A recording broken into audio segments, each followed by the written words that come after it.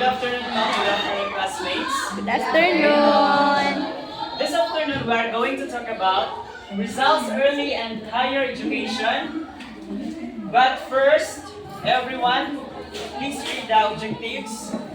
Identify the significant people, key events, experiences, academic achievements, and challenges that influence the results early education, athletic years, and medical studies at the University of Santo Tomas. Analyze how results family, teachers, readings, professors, and environment shape his character, values, talents, academic performance, literary achievements, and decision to study abroad. Appreciate the importance of hard work, discipline, continuous learning, and the guiding role of family, mentors, and educational experiences in shaping results, talents, values, patriotism, and its mission abroad, as reflected through a quiz bowl activity. Okay, thank you so much. First, we're going to talk the young boy, Jose. So, all of us, we have education, di ba? And our education starts in our home. And also Rizal, his education started on their home. His first teacher is Dunya Teodora, or his mother. And Rizal's mother taught him learn the alphabet, reading, writing in Spanish.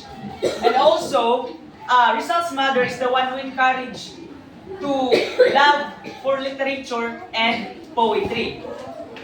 At 3 years old, Rizal already know how the alphabet. What is the alphabet? Reading, know how to read and write in Spanish. Also, Rizal's parents have private tutors for Rizal. First, we have Maestro Celestino, his first private tutor. So, Maestro Celestino, ang kanyang itinuro kay Rizal ay pinapalawag pa rin niya yung reading, writing in Spanish, and ang second naman na tutor ni Rizal ay si Maestro Lucas Padua. At dito, pagkatapos ng kanyang unang maestro or tutor, is sinundan ni Lucas Padua. Dito, nire-enforce lang niya yung tinuro ni Maestro Celestino at tinuruan niya rin si Rizal in doing arithmetic, yung math problem. At ang pangatlong private tutor ni Rizal ay si Leon Monroy. He is an old man and a classmate of Rizal's father, who taught him Spanish and Latin. So, in this early schooling of Rizal, we can see na parents of Rizal deeply instilled the education when he still in bata pa. Bata pa yung si Rizal, ay tinuturo na sa kanya yung mga basic education na dapat niya matutunan for him to value when he is growing up. Third, influence of maternal uncles. Of course, the three uncles of Rizal also influences his education. We have Tio Jose Alberto, who developed his artistic ability. Kaya marunong si Rizal mag-drawing, mag-paint, at saka gumawa ng mga poetic, mga artistic na gawain. Second, si Tio Manuel. Siya yung nag-encourage kay Rizal in physical fitness and outdoor activities, and also love nature. So, Tio Manuel is tinuruan si Rizal in wrestling and horseback riding. Third, Tio Gregorio, who instilled love for books and reading. So, si Tio Gregorio ay isang parang bookworm or a person who loved to read a lot of books. So, ito rin yung nagpalawak kay Rizal para magbasa ng iba't ibang libro. So, yan yung mga influences ng kanyang three uncles. At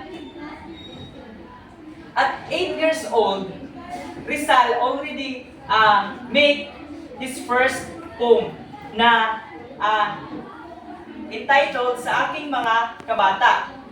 So, ano ba yung Sa Aking Mga Kabata? Meron ba kayong idea kung ano ito? Meron tong isang verse or isang para tumatak sa ating mga Pilipino.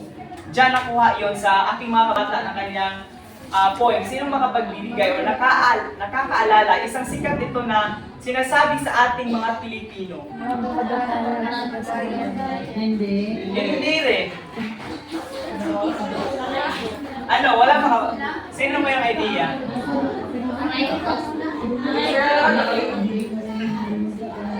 Sige, ito yon. Hindi. Yes, yan. Ito yung first poem ni Rizal. So, lahat pag-ibasa ng sabay-sabay. Kapag ang bayan ay sadyang umiibig sa kanyang salitang kaloob ng langit, sanlang kalayaan na saring masapit katulad ng ibong nasabing papawid. Kapagkat ang salita'y isang katulad sa bayan, sanayon mga kaharian, at ang isang tao'y katulad, kabagay ng alinmang likha noong kalayaan. Ang hindi magmahal sa kanyang salita, mahigit sa hayop at malansang isda. Kaya ang marapat pagyamaning pusa, na natulad sa inang tunay na nagpala. Ang wikang Tagalog tulad din sa Latin, sa Ingles, Kastila, at salitang Anghel. Sapagkat ang buong maalang tumingin ang siyang nagawan, nabigay sa atin. Ang hasagaan natin huwad din sa iba, na may alfabeto at sariling letra. Na kayang kawaray ganahan ng sigwa, ang lunday sa lawa noong dahong una. Okay, sino makapagbigay ng idea kung ano talaga ang pahiwatig or nais iparating ni Rizal sa kanyang poem? Or ano ang nakapaloob ng poem niya sa ating mga kabata? Anyone? Wala? Sige.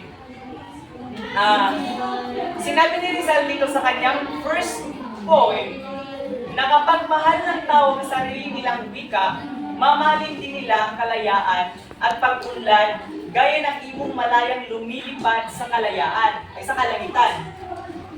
At sinabi ni Rizal dito, in-emphasize niya na ang Tagalog ay kasing kahalaga at kasing husay din ng Latin, Ingles, Kastila at iba pang wika. Sinasabi ni Rizal ng Filipino, ang language ng Filipino ay hindi kasing baba na may tulad sa ibang wika na ito ay mababa. Meron din siya kahusayan at kahalagahan. Naintindihan ba? At may isa pang naka-influensya kay Rizal. Siya ay si Father Leoncio Lopez, isang Calamba priest, ay parish priest, who fostered love for scholarship and honesty. So, andito na tayo.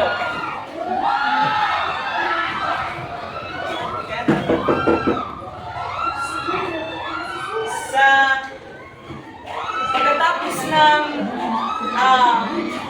pag-aaral ni Rizal sa kanyang bahay, tinuruan siya ng kanyang mga magulang. Pangalawa, nagkaroon siya ng mga private tutors. At pangatlo, nagkaroon din siya ng edukasyon sa Binyan noong 1869. Ang sumama kay Rizal ay si Pasiano, yung kanyang Kuya. only brother. Yan ang pinaka-closest brother ni Rizal. At nagstay siya sa kanyang Boarding.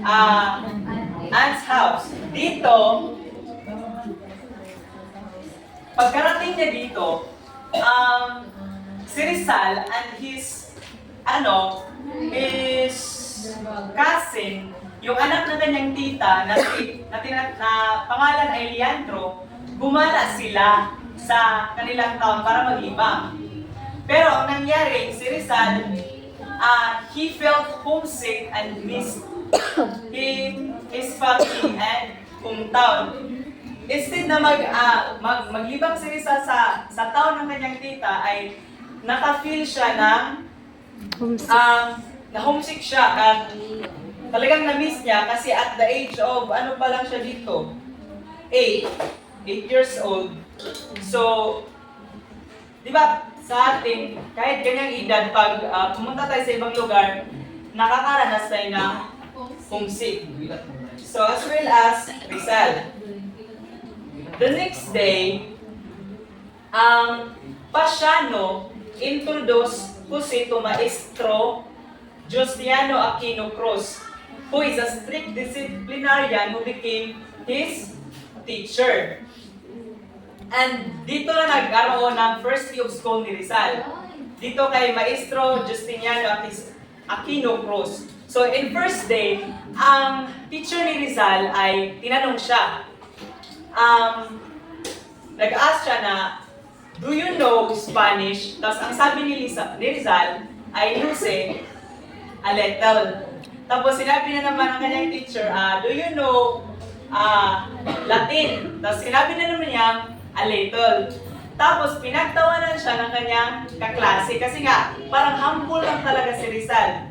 Diba? Parang humble lang siya dito kaya pinagtatawanan siya ng kanyang mga kaklase in his first day. Dito na tayo. So si Rizal, nakakaranas din siya ng bullying. Same din sa atin. So ito ay nangyari doon sa yung first year of school ni Rizal. So, during his stay in Rizal, during his stay in Binyan for education, si Rizal nagkaroon ng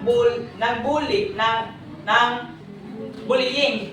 So, one of the bullied person ay, ang pangalan ay Pedro. So, Pedro is a teacher's son who mocked Rizal. Yung anak ni Justiniano Cruz. Siya ang anak. So, pagkatapos niyan, dahil si Rizal ay hindi talaga siya sumusuko sa mga laban. Tapang talaga si Rizal dito. So, si Rizal, challenge niya yung anak ng maestro to have a fight during the afternoon. So, hindi siya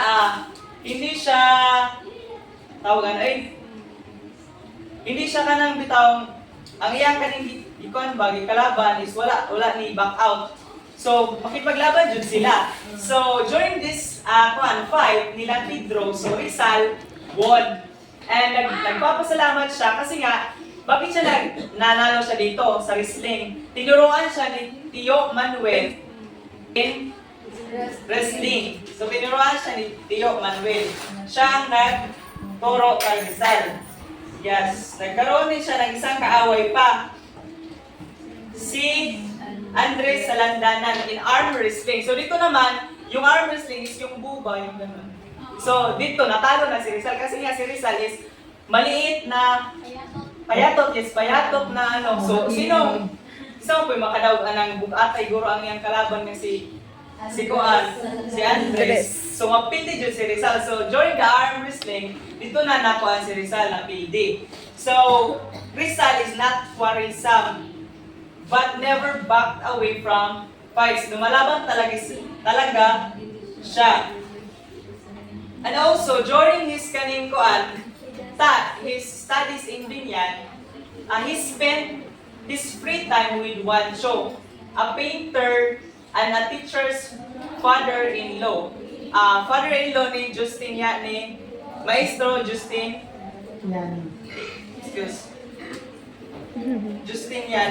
So kasama ni Rizal si Jose Guevara.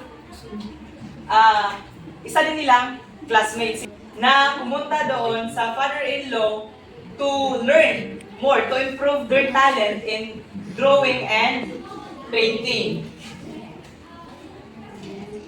Next, the intellectual superiority in Binyan. Dahil si Rizal ay talagang napakatalino naman talaga niya, hindi mapagkakaila. So, Rizal is outshone his classmates in subject Spanish, Latin, and other subjects. So, nangunguna talaga dito si Rizal. And because of his intellectual superiority, some older classmates envied him. So, meron talagang, sige, sabi sila, envy? Masuya. Meron talagang mga classmates na masuya sa kanya. So, Rizal is, he often punish whippings, yung ano ba, yung dilit. Karang mabunalan og mga stick dito, karang pagbuhan sa teacher. Mabunalan siya usay sa teacher pud niya because si Rizal katong every time nga katong nakig-away siya bitaw, mapanisyan pud siya and also blows on the palm kanang, di ba? When we are in the elementary grades, our teacher kay bota atong kamot diri sa bunalan. Same with Rizal. Ganyan yung kanyang na-experience. And so despite these difficulties of Rizal during his education in Binyan, so Rizal studied hard to obey his father's wishes and continue to pursue learning. And after half years in Binyan, so Maestro Cruz advised him to advance his study in Manila. So, si Maestro Cruz, siya nag-advise kay Rizal na ipagpatuloy niya ang kanyang pag-aaral sa Manila. So, after that, Rizal returned in Calamba on board the motorboat or talim. So, yan ang kanilang sinakyan. Motorboat or talim. Wala na kayong katanungan? So, moro to siya. Thank you so much.